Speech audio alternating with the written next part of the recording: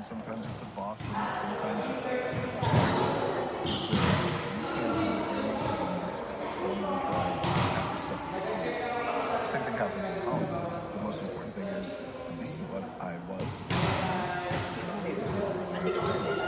And again, that's when everything starts to conform. I will conform. And I find and what I have found, and I'm sure you guys will agree, is that when you take that kind of action, that kind of step, following your gut, your intuition, taking that step, whatever it is, the universe has a funny way of meeting you halfway.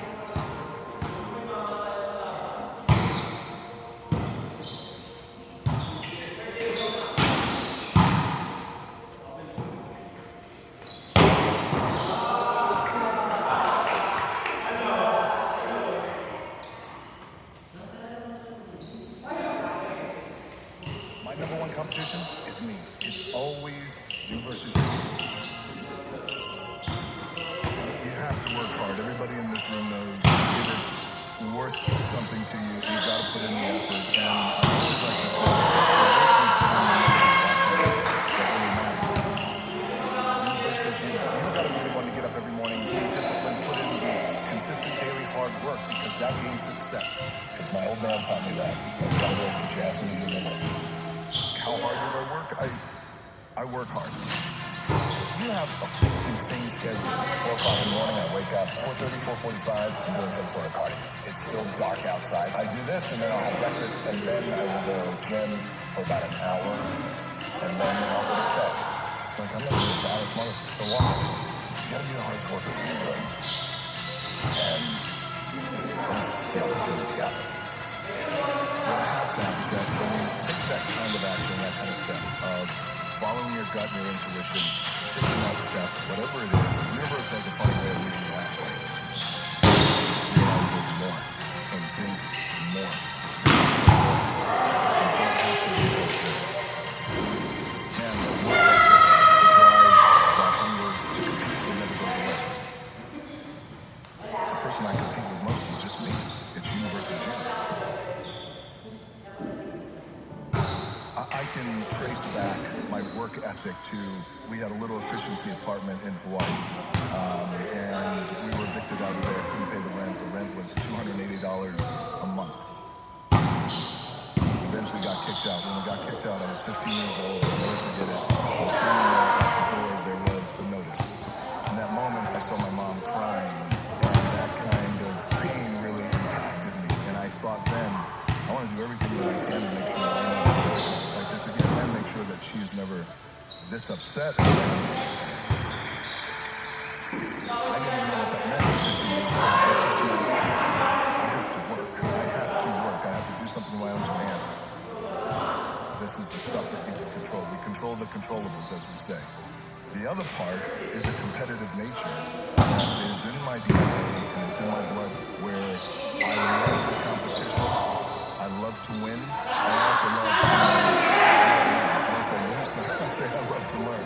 So I would say it's a combination of that. For me, the work ethic comes from, I never want to be addicted again. The other side to that is a competitive nature. And that competitive nature, that never goes away. The thing that has worked for me is to remember the hard times. I would remember that. And it allows me then to be present in the moment and understand, holy shit, that's the stuff I have around me right now. This is the shit that I dreamed of when I was a kid.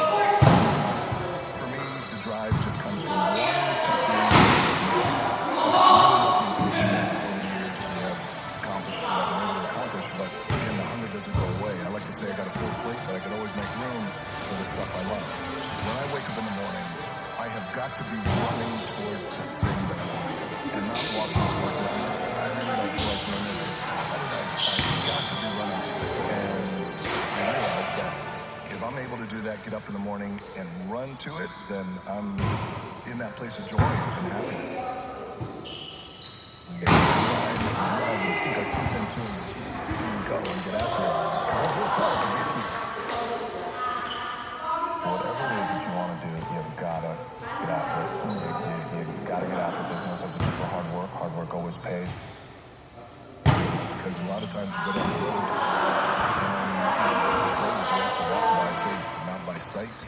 A lot of times you walk by faith, not sight, nor experience. And you just don't know. wrestling career, I got there in the WWE, and I have a meeting with Vince McMahon, and Vince says, okay, he said, what's important to you? And I said, well, what's important to me is learning the business. Even though I grew up in professional wrestling, there's still so much to learn, and I want to be good. I want to be really good at what I do, and put in the time and put in the work. In a way, and I mean this respectfully, I said, I'd like to do it on my own. I don't want to be handed anything or given anything just because I wrestled for Vince McMahon's dad in the 70s. My dad wrestled for Vince McMahon in the 80s. And I said, I mean that respectfully. I just feel like I want to do it on my own. We all go through our own journey and process.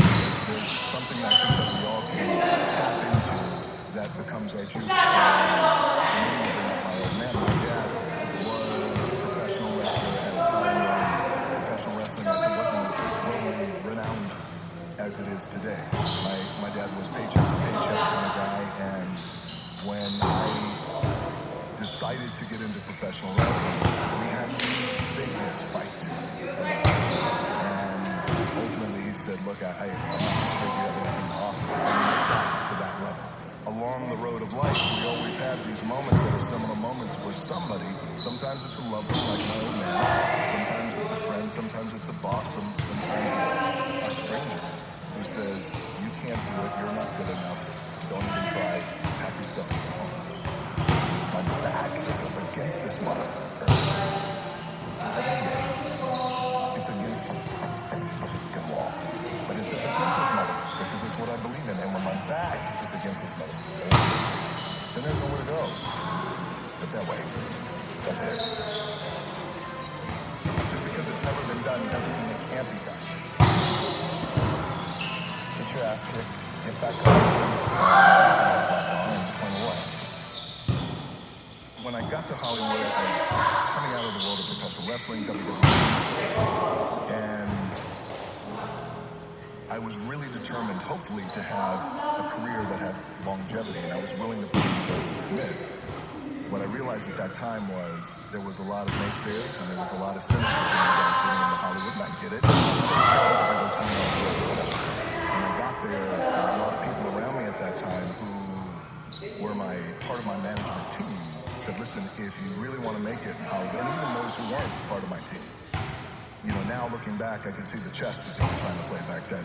They said, if you really want to make it in Hollywood, then you can't call yourself a rapper, you gotta lose weight, don't talk about wrestling, you have to look and walk and talk and act like these guys, and these guys are the biggest stars in the world at that time.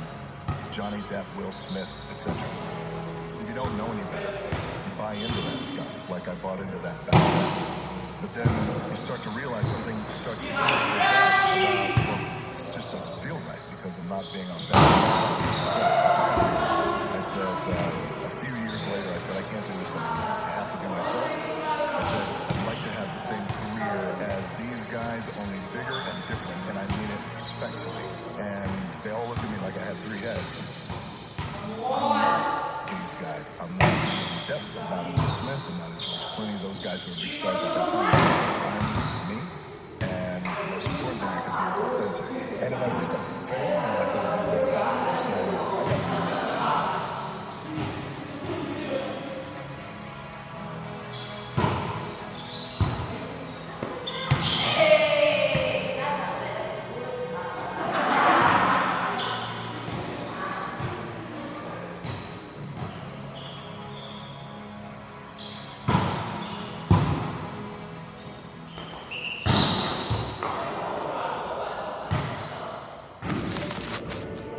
Stop me. I will keep going.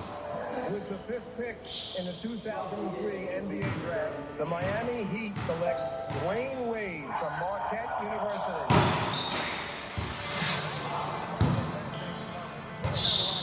Do you want to be great? If you want to be great, this is what you do.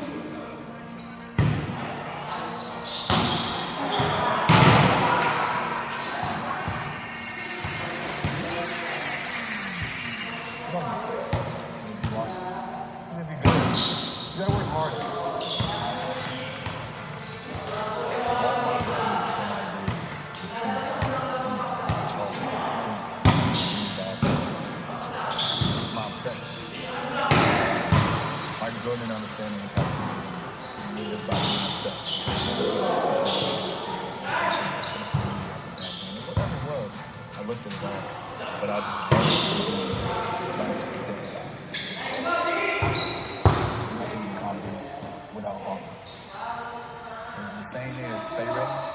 how to get ready, you need to show up every day. I'm on this stage because my beliefs have always been stronger than anyone's doubt.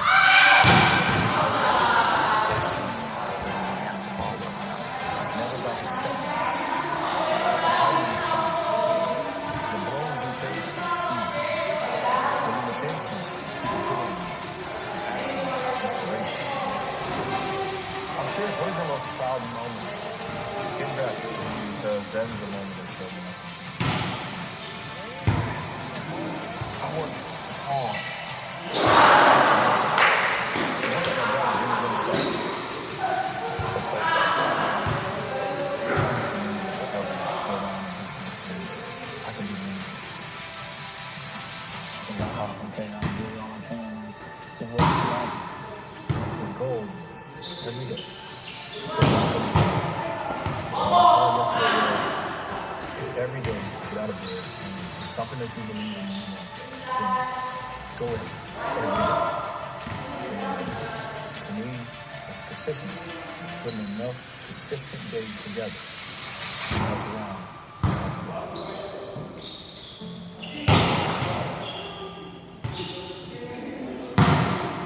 I guess the moments for me was probably the most special is the Olympic moment. I remember getting to EVC.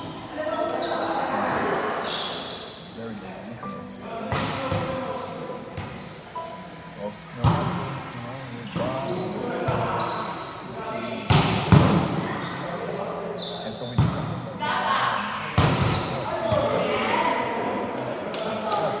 food should open up at this hour. We were hungry.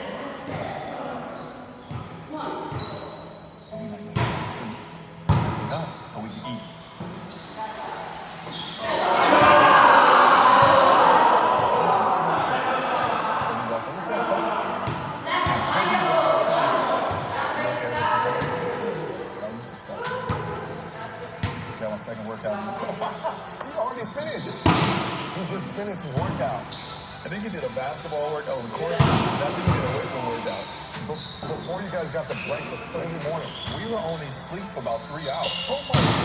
So I'm like, in my mind, I'm like, I had always heard about the work ethics of Kobe Bryant. But I never seen it. I'm like, I work hard too. Yeah. He set himself apart in so many different ways. The mental, edge that he had on him.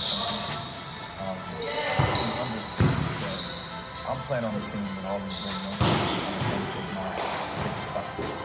And I'm not only going to do what they do, just as good or better, I'm going to do more than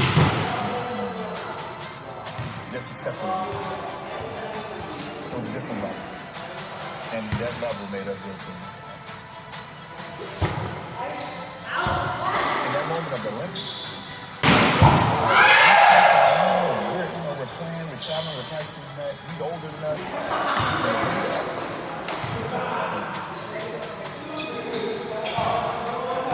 Did you ever doubt yourself? Did you ever have insecurities? And if so, how did you learn to manage or overcome self-doubts within a quick leader? Oh my. Self-doubt. Easy all the time. I don't know because I don't talk to anyone. I'm sure that's how I can do self-doubt. How often was it for you? Was it just Self-doubt can be in moments. You can come into a game with all the confidence and then you're 7 shots in a row, now you got self-doubt. Sometimes you look around and you see a kid in the jersey. You're like, oh, it's good. Telling yourself how self-doubt is. And confidence in yourself. Whatever it was, I definitely had a lot of self-doubt. But I was always able to pour from people and allow them to. You never do it by yourself.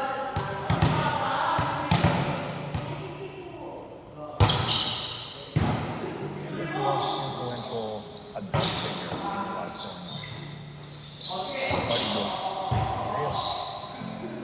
I watch how he did interviews. Watch how he walked. I didn't see anybody that was in my life that I was like, oh, I want to be like that person. So I had to go find someone. Once again, I had to think out, I had to go into this vision. I had to think outside of the box in a sense. And outside the box, outside of my community and my family. Grew up in Chicago. I was on the team. We got the interviews. I was out of the game. He just became that much of a figure in our lives. Yeah, it's crazy. What was it like when you were Surreal. And what was the best piece of advice that you told? It was something so simple. And it's crazy, bro. It's like, go get it. Yeah. But for me, it's always in my mind. Wow, I could do it. Go get it. Go get it. He said, hey, man, I don't want to see this season before. I want to see this season. In my mind, it's always kind of season ending. And so I'm coming down the court. I see Andy backing up. And if you see a dunk, right? Boom. And I'm about to go to the bench for my team that go that way and talk to me. But I was like, George, step over Andy. He went that way. That's how I'm really over there like, I want to go over the city, right?